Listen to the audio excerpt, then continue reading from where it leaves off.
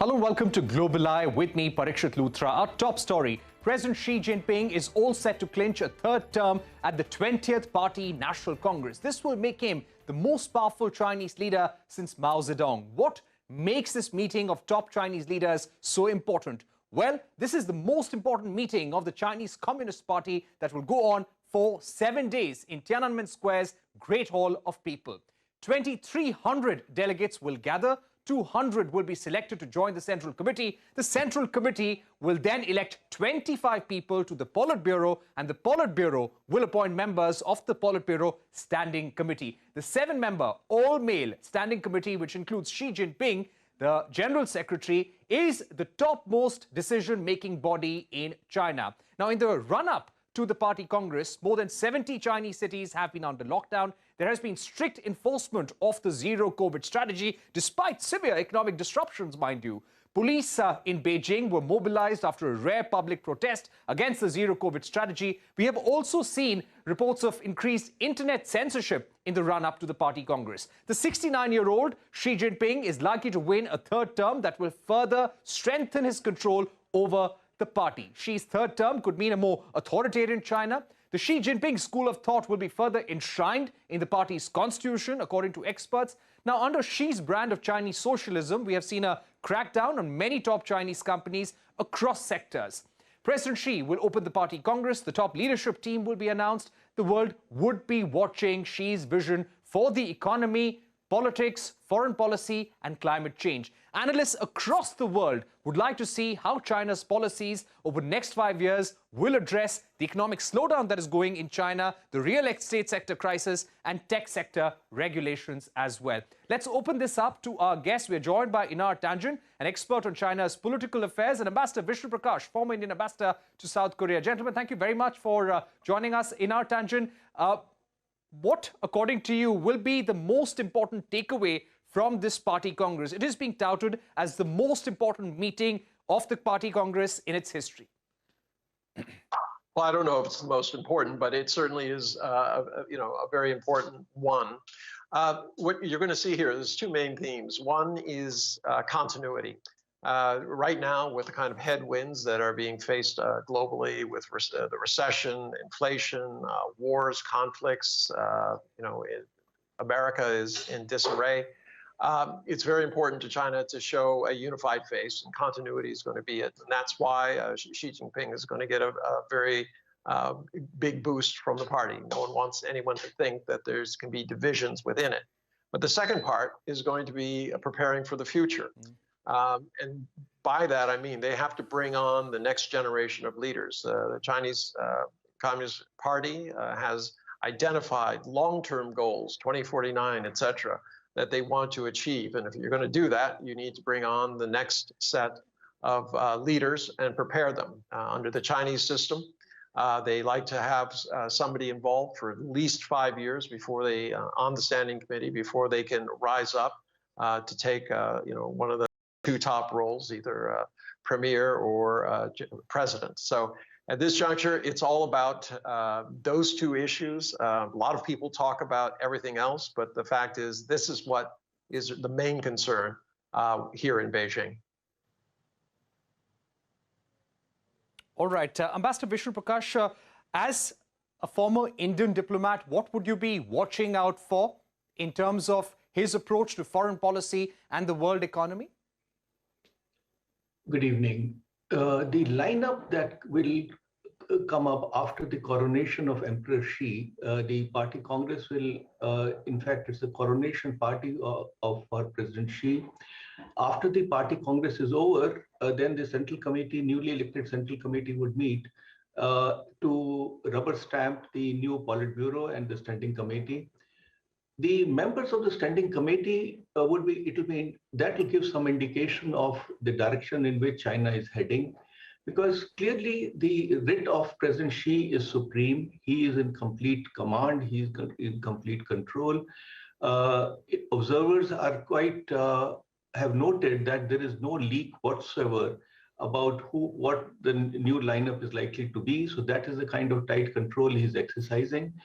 And it will also depend on the age of the new Politburo, whether those who are in their 50s are brought in, or somebody in the 60s is brought in, born in the 60s. If somebody or two members or three members in the standing committee are born in the 60s, then it will acquire a different complexion. Whether Li Keqiang, the premier, continues, does not continue. So there are, at the moment, lots of speculation. The only certainty is that President Xi will be elevated as the new paramount leader. Already the Chinese media is calling him the helmsman, the people's leader, etc., titles which have been associated with Chairman Mao. So it is a watershed moment in the Chinese history, and the personalized dictatorship, era of personalized dictatorship of President Xi will be unveiled through after the party congress.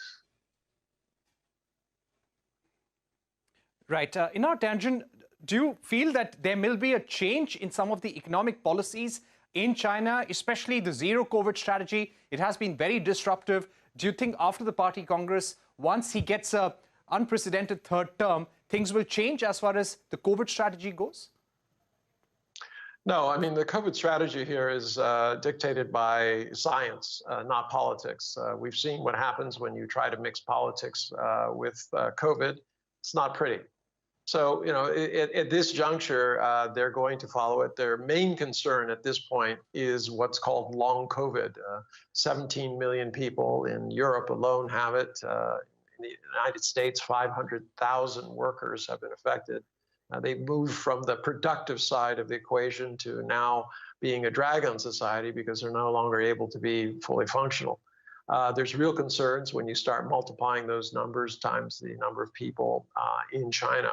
And they're very concerned about that. They've also been a little bit remiss in terms of pushing vaccines. You really need to have a vaccine within the last 6 months to have it be very effective. After 6 months, it's probably time to get a booster. I imagine that once they start embarking on a serious vaccine drive, then you'll know that that's the time when things will open up. I can tell you this, that throughout China right now, they're building intensive care wards, not just in the cities, second, third, fourth tier cities, but even in large villages. And this, you know, obviously they're building these so that they can handle an influx of people if in fact they do get sick. They've also acquired medicines that will allow them to treat people who decide not to have the vaccine and you know, get sick. They want to take care of these people. Remember, you can say what you want about China, but they have protected their people the best of any nation in the world, regardless of size. If you start looking at the mortality rates and the number of people who've caught it. Right. Ambassador Prakash, to come to you right now, when it comes to India-China relations, a lot of the global media reports, the Western media reports have been saying that we will see a more authoritarian China. So do you feel that issues such as the dispute at the Indo-China border, we will expect President Xi to take a harder stand, a tougher stand? Well, let us see what he has done so far. During 10 years of his rule, there has been increasing number of standoffs, and frankly, the way they went about violating and tearing up all the CBA confidence building measures, the agreements, and the commitments that were given in 14 meetings with Prime Minister Modi is indicative of the kind of disposition that President Xi Jinping has. Not only with India, China today is at odds with most of its neighbors, and the kind of aggressive policies that are being followed are boomeranging, or there is a pushback.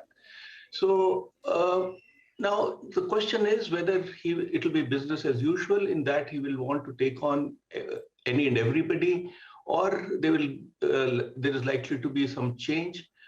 We are not betting on any change, because it would appear that once all restraints on him are off, and he is basically the authoritarian leader, And the general belief is that he, without any restrictions on him now, he will take even a more aggressive stance vis-a-vis all his neighbors, including India, and we are prepared for that.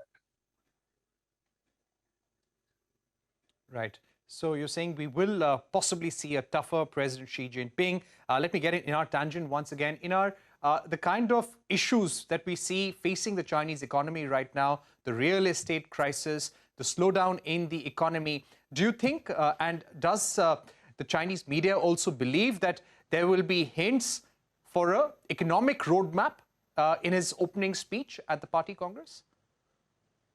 There'll be a talk. The party is more about setting goals. The government itself, there will be another meeting in March. They'll have an actual government report. Here, they will have a party report. They will be talking about how well they have done against the benchmarks they set previously. They'll go for it. It's a very thorough report.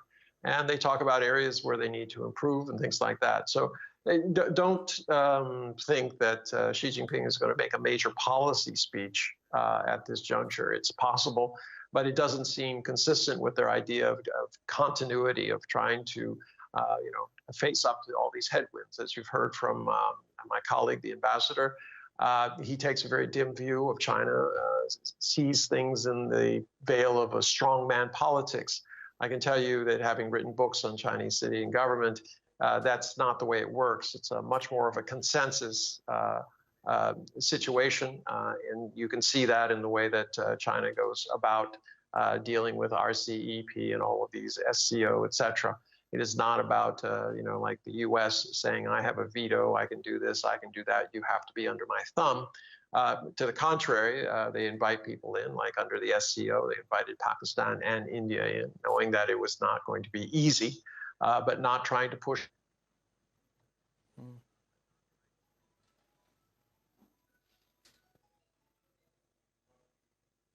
All right, we seem to be losing that link within our tangent, but we've also come to the end of this discussion. Ambassador Prakash, thank you very much for joining us here on this program, giving us a sense of the 20th Party Congress and why it's also important for India to take cues from President Xi Jinping's speech there.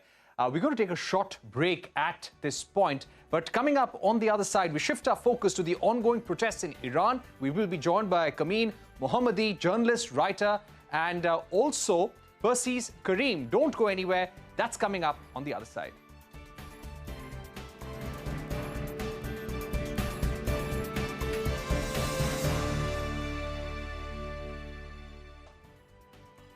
As gunfire and protests continue across the streets of Iran, the anti-hijab protests are being seen as the most serious challenge to the Iranian authorities in decades. The protests were prompted by the death of 22-year-old Mahsa Amini in police custody. Amini was reportedly beaten up by Iran's so-called morality police for not wearing a hijab properly. She died in a hospital 3 days later, according to Iran's human rights group. More than 200 people, including 23 children, have died so far in the protests. However, the government has denied killing any protesters, even as people upload videos of police firing on the streets. To take this forward, I'm now joined by Kamin Mohammadi, writer and journalist, and Persis Karim, chair and director at Center for Iranian Diaspora Studies, joining us from San Francisco. Persis Karim, I'd like to ask you about these protests. Do you think, and we've widely read that these are unprecedented, there have been protests over the last 2 decades, nothing of this kind. Will this force a regime, changes in the Iranian regime and their approach to women's rights? Well, I think one of the things that we don't know is where this is going. And part of it is that this is a unique moment in the history of the world to see this many people out on the streets and to not have a leader that is identifiable. It's a spontaneous effort on behalf of the people of Iran. And I want to point out that it's also the Kurdish people who have paid a very high price inside of Iran.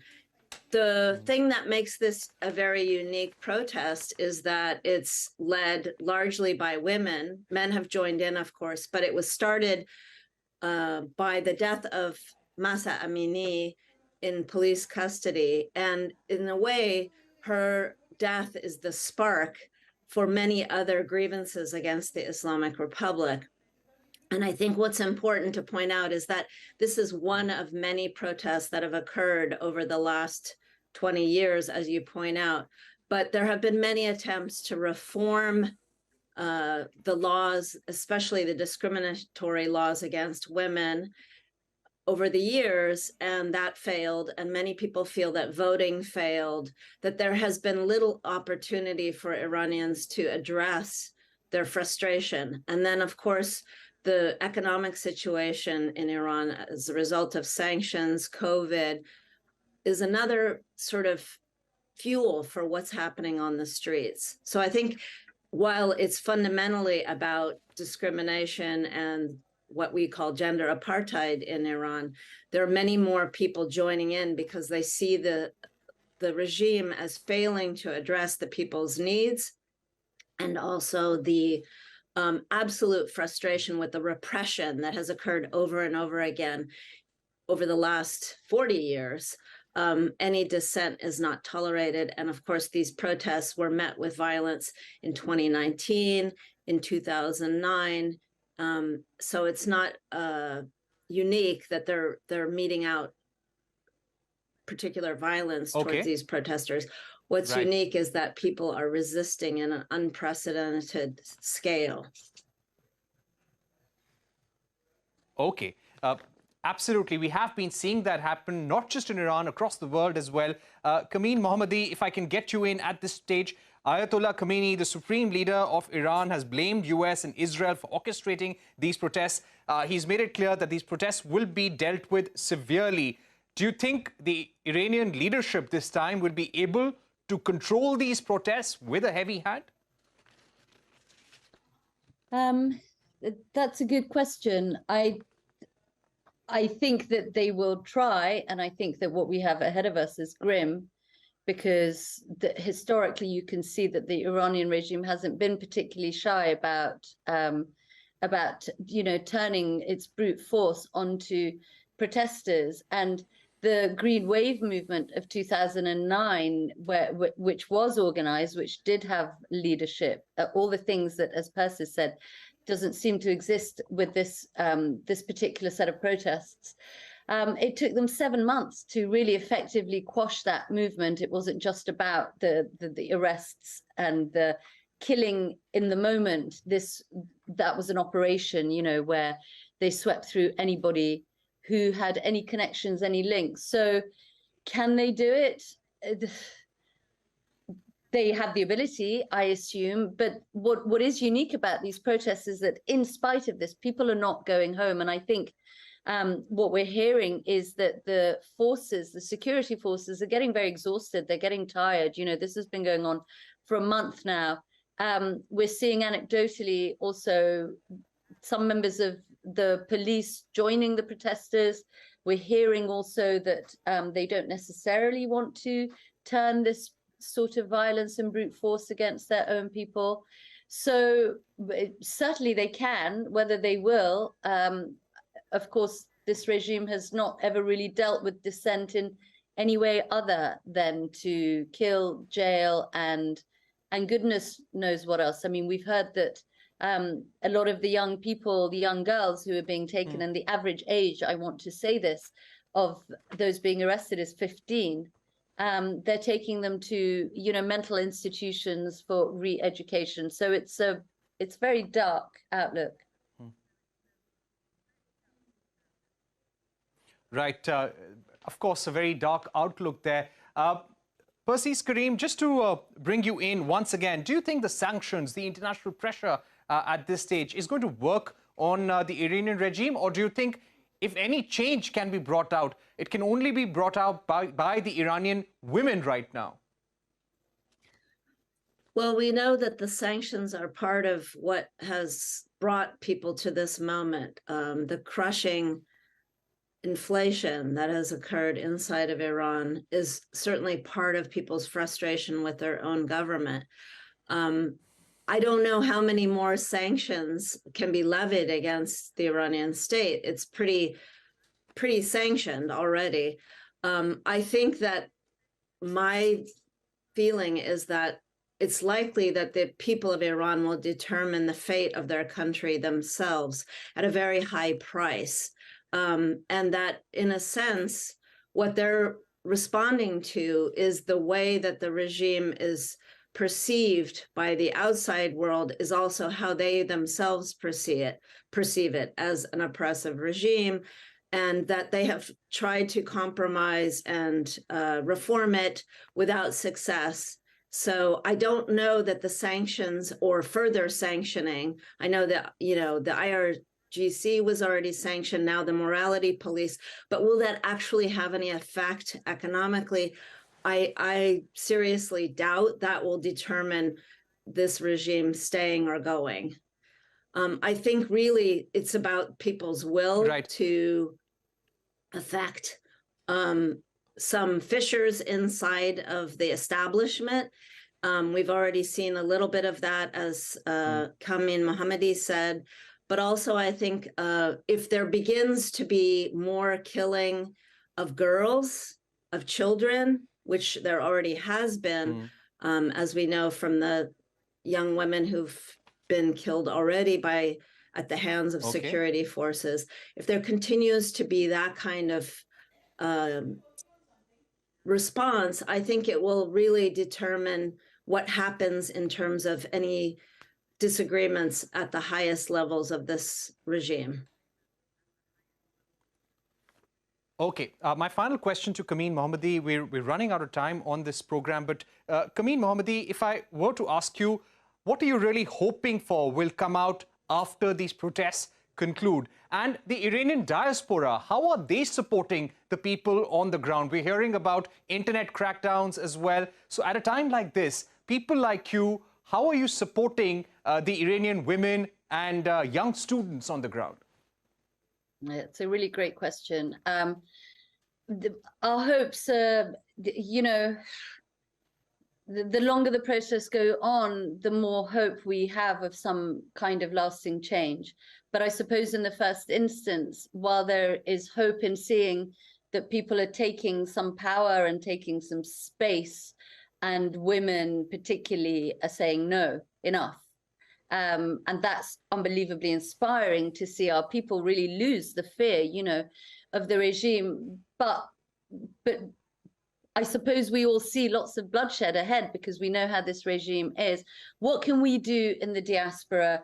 We can help to bring attention to, and we can help to amplify the voices that are actually coming out of Iran. I think it's really important for us not to impose our narrative and our desires onto what's going on there, but as best as we can support the people of Iran. And I think mostly what we can do is give them sort of moral support. These hashtags are followed. Iranians are massively on social media, 80% of the population. Of course, we hear about internet going down. Yes, people are sending VPNs. They're sharing ways for people inside Iran to circumvent. So, you need to also be careful because at the same time, while the regime is blaming the West, of course, any involvement from the West is only going to make things more difficult for the people on the ground. So I just keep saying this to people. I know it feels really little, but keep on speaking about it, amplify the voices, let everybody know what's going on, let the regime know that the world is watching. And let the people of Iran know that their bravery is not being ignored. It's not going unmarked. I think knowing that the world is supporting them, it's really important. They're the ones on the ground. They're the ones that are going to need the bravery, the stamina. I think the best that we can do is just keep drawing attention, to their cause, to what is going on, and try to explain and contextualize it. This is what we're doing, right? We're trying, we're coming on programs like yours to try and give to flesh out really what's going on, because we're running out of time. There's a lot that people don't know. It was really beautiful talking to you. Yeah, it was beautiful talking to you and Persis, Karim. We've run out of time, unfortunately, but we'll keep this conversation here on Global Eye on CNBC TV 18 because this is a story that the world has been watching very closely. And our thoughts and prayers with the Iranian women and children on the ground there. With that, it's a wrap on this edition of Global Eye. Thank you for watching. Goodbye.